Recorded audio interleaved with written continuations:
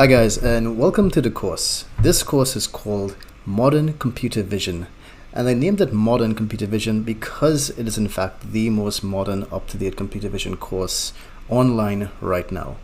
It's a very comprehensive course because it encapsulates all of the OpenCV, all of the core OpenCV classical computer vision theory, as well as all the deep learning modern day theory. And that's a wide topic. As you can see, this is a very big course. It's 27 hours, in fact, and I may add content on later on. So now let's get started. So firstly, what exactly is computer vision? Well, it's an interdisciplinary field that aims to enable computers or software to gain an understanding of what is being seen in images and videos. So many of you may have seen this movie. It's one of my favorite movies. Terminator 2, Judgment Day, where Arnold is a robot, a T-100 robot, I believe, or Terminator, I should say. And this is basically a HUD of what he is seeing. And it was the first computer vision idea I've ever had. I was a kid when I watched this movie, and I imagined thinking, oh, you can just have cameras, and a camera can make a robot see. However, a robot never understands what it actually sees. That's where all this complex deep learning software and models come into play. So let's take a look at something else. Is computer vision artificial intelligence? Well, yes, it is a big subset of artificial intelligence, which encapsulates a lot of different fields, including robotics, machine learning, which is also data science in a way. Then deep learning, convolutional neural networks are a big part of computer vision. All of this will make sense to you later on in the course. Don't worry about these big words right now. Hope I don't confuse you. So let's take a look at exactly what computer vision is. It's an amalgamation of many different fields. You can see it consists of augmented reality, mathematics and physics, electrical engineering, artificial intelligence, machine learning, cognitive science, image processing, computer graphics, as well as many other little fields too.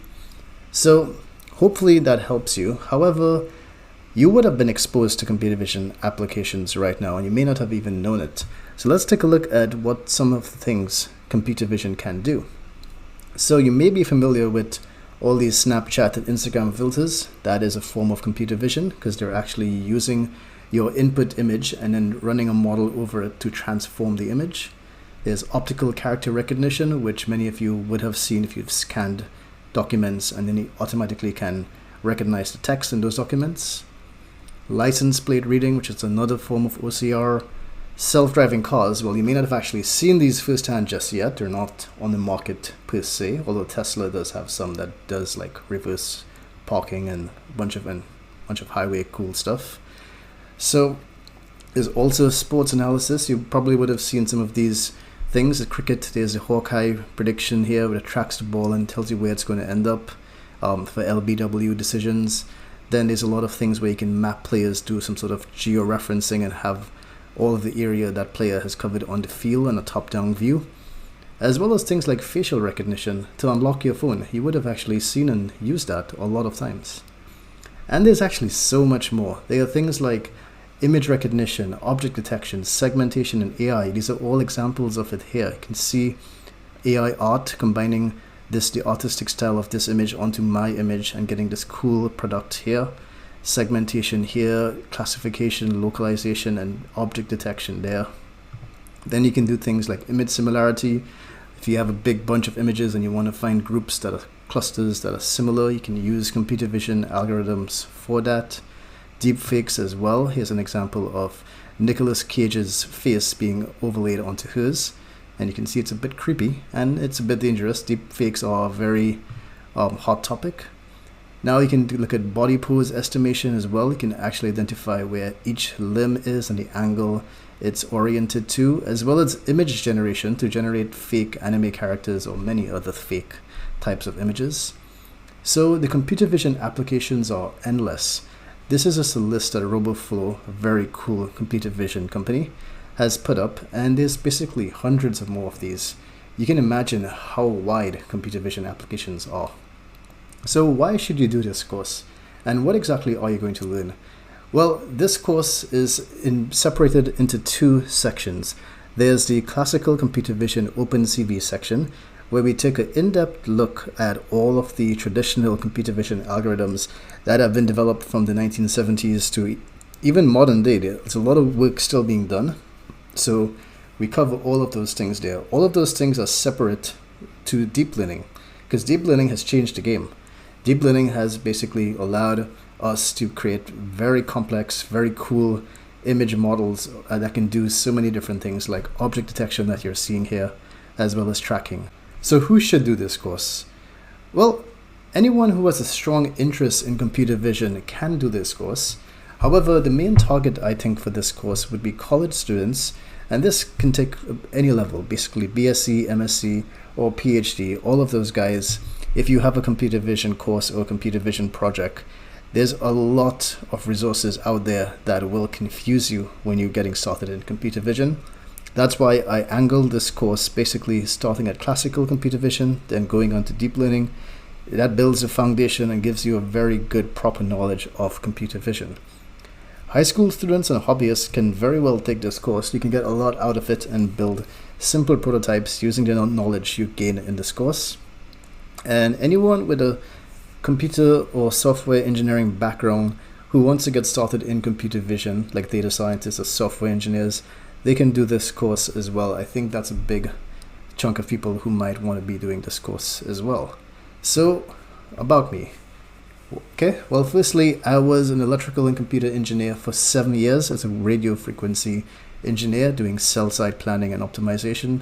Then I did my master's in artificial intelligence at the University of Edinburgh. That was in 2014. I've been working in computer vision for the last 6, almost 7 years now. I've worked at several London startups, and I even co-founded my own company at one time. However, we went bust, so that's okay. It's a good learning experience. I've created several courses, Udemy courses on computer vision, as well as on some other platforms as well. And now I'm currently a senior computer vision engineer at a company called Darvis. So these are my Udemy courses right now. You can see I have a decent instructor rating of 4.3. It should be higher, but the reason it isn't higher, it's mainly because these two courses, my big computer vision courses here, you can see how many reviews I've got on these. They're a bit outdated. This one was created in 2016. It was basically an OpenCV course, and I updated it later on to OpenCV 4. However, I do cover a fair amount of OpenCV. However, this course covers even more topics than that course in OpenCV. And then this course was created, this deep learning computer vision course, in 2018. And that's about 4 years ago now. And even though it's still a rather useful course, and I do reference it a lot in my projects from time to time, it's a bit outdated, and it doesn't have a lot of the modern object detection theory and projects in it. So I've basically updated that course, and that course was only Keras TensorFlow. This course now uses PyTorch along with TensorFlow and Keras. So that's a big plus. So basically, I'm just going to sum up why I made this course. I made this course to basically update those two older Udemy computer vision courses, and I've combined both of them together, as well as I took a lot of the student feedback, and a lot of the feedback was basically broken, outdated code and difficult to set up libraries and installations. So to solve that, everything now is being hosted and run on Google Colab, so there's no messy installs of virtual machine setups. All the code is up to date as of 2022. Things do break from time to time when PyTorch or TensorFlow updates their versions. However, it's relatively easy to fix for me now. I can just go back and see what changed in the library, make those updates, and I'll keep the code up to date for all of you guys. And I cover all the key areas, at least what I consider all the key areas in computer vision for modern day applications. And as I said, it's both TensorFlow and PyTorch. And so basically it's a big course with OpenCV and deep learning modules in one single 27-hour course. So what are the requirements for doing this course? Well, you will need an internet connection, just because Google Colab is a cloud platform. You don't have to have a fast internet connection. Any broadband connection would work. I say at least a 2 megabit, but probably even less would work. It's just going to be a bit slower when you're downloading or loading different things. You don't need much math. However, it would help. So some high school level math would be beneficial. As well as programming, you don't necessarily need to understand Python or programming in general to do this course. All of the code is explained and highly commented. So it's kind of self-explanatory. I know a lot of the code later on in deep learning part is a bit complicated. However, I do explain it line by line. So hopefully that should help. And generally, I want you to have enthusiasm for AI and computer vision, because enthusiasm is what will motivate you to do this course. It's a long course, however, it's a very comprehensive course, and you will get a lot out of it. So this is just an overview of all the topics I cover in the OpenCV section. I'm not going to read out all of these because it's just, you can read it yourself. So you can just pause the video if you want to take a closer look of all of them. And these are the deep learning topics as well that we cover. However, each of these has like sometimes 10 to 20 sub-lectures involved. Some of them are much less though. So it's basically covering everything you need to know for understanding deep learning using both PyTorch and TensorFlow with Keras. So in the next section, I'll just take a deeper look at the course overview. Again, I'm not going to read out every slide, every lecture title, but I'm going to go into the topics a bit more. So thank you for watching, and I'll see you in that section.